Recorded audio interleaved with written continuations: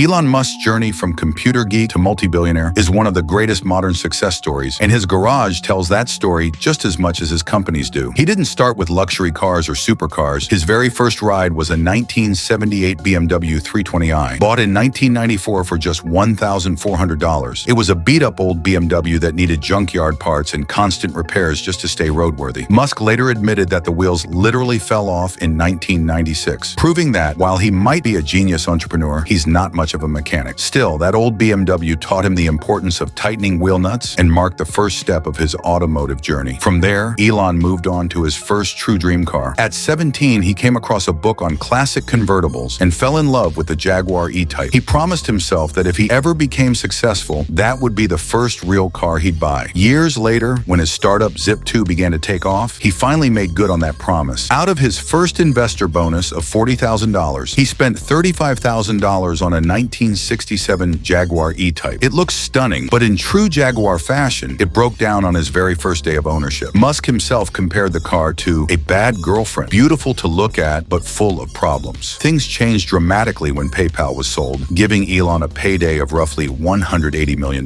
With money no longer an issue, he splurged on one of the greatest cars ever built, the McLaren F1. Worth about $1 million at the time, the McLaren wasn't just a collectible for him. Elon used it as a daily driver, taking it to meetings, grocery shopping, and everywhere else. But in 2000, while showing it off to PayPal co-founder Peter Thiel, he lost control, spun out, and crashed the car. Neither he nor his passenger were hurt, but with no insurance, Elon was stuck with a massive repair bill. Even so, years later, he sold the McLaren for around the same amount he paid, proving that even crashed supercars can hold their value. Among his more unique purchases is the Lotus S3 submarine car from the James Bond film The Spy Who Loved Me. The car was originally discovered in an abandoned storage unit, purchased for only $100 by a lucky couple who later put it up for auction. In 2013, Musk bought it for $920,000, saying it was a childhood dream come true. He admitted he was a little disappointed that it couldn't actually transform into a working submarine, but joked that one day he'd modify it so it could. Not all of Elon's cars are flashy. He once owned an Audi Q7, a practical family SUV that he admitted he didn't really like. He found it too bulky and awkward to get in and out of, but that very frustration inspired the Falcon Wing doors on the Tesla Model X, designed to make access easy even in tight spaces. So while the Q7 might not be the most glamorous part of his collection, it directly influenced Tesla's design. Another interesting car in Musk's garage was a Heyman-tuned BMW M5. For those who don't know, Heyman Motorsport specializes in taking luxury cars and making them even more aggressive, adding wide body kits, suspension upgrades, and performance tuning. The M5 was already a supercar killer in disguise, but Heyman took it to the next level, giving Musk a car that looked businesslike on the outside, but could easily outrun Ferraris and Lamborghinis. Of course, no serious car enthusiast's garage is complete without a Porsche 911, and Elon owns one from 2012. The 911 is timeless. Its design barely changes from decade to decade, and it never looks outdated. Interestingly, Musk later teased Porsche when they launched their all-electric Taycan Turbo, tweeting that the word turbo does not mean what you think it does, since electric cars don't actually have turbochargers. It was a playful jab, but also showed just how closely Musk follows the competition. Adding a historical touch, Musk also owns a Ford Model T, gifted to him by a friend. This car, released in 1908, was the first mass-produced automobile and made driving affordable for the average person. It only makes 20 horsepower and tops out at about 45 miles per hour, but it represents innovation and accessibility, themes that Musk himself has carried into his own work with Tesla and SpaceX. Naturally, Elon doesn't just buy cars, he builds them. As the founder of Tesla, he's been seen in every model at some point, but his personal daily driver is often the Tesla Model SP100D. With zero emissions, 5 seats, and the ability to go from 0 to 60 in just 2.28 seconds, it's the fastest accelerating production car in the world. For a family sedan, that's almost unbelievable. It's safe, practical, and blisteringly quick. A true example of Tesla's mission to prove that electric cars can outperform gas-powered supercars. Finally, there's the car that has everyone talking, the Tesla Cybertruck. With its sharp, futuristic design, it's unlike anything else on the road. Elon has already been spotted driving prototypes around Los Angeles, and the full-spec version promises a tri-motor setup, a 0 to 60 time under 3 seconds, and over 500 miles of range. Musk has called it the most versatile Tesla yet, combining the utility of a truck with the performance of a sports car. Love it or hate it, the Cybertruck represents the bold vision Elon has for the future of driving. From his beat-up $1,400 BMW to million-dollar movie cars and futuristic EVs, Elon Musk's garage tells the story of his life: humble beginnings, risky bets, bold dreams, and ultimately reshaping the entire auto industry. His cars aren't just vehicles, they're milestones in the journey of a man determined to reinvent the future.